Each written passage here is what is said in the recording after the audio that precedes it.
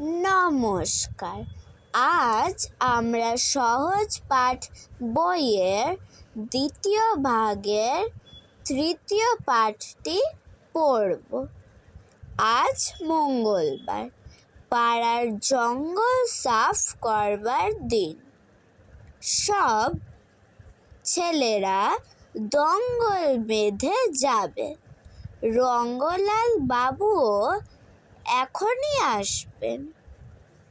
আর আসবেন তার দাদা বঙ্গবাবু।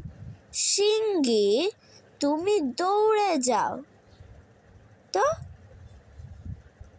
অনঙ্গ দাদাকে ধরো, মোটর গাড়িতে তাদের আনবেন।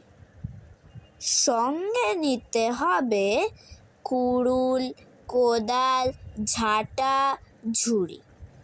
আর নেব ভিঙ্গি মেথরকে।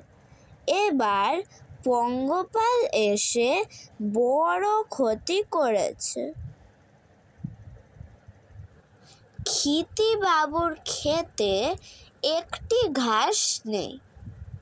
অক্ষয় বাবুর বাগানে কপির পাতাগুলো খেয়ে সাঙ্গ করে দিয়েছে। পঙ্গপাল না তাড়াতে পারলে এবার কাজে ভঙ্গ দিতে হবে।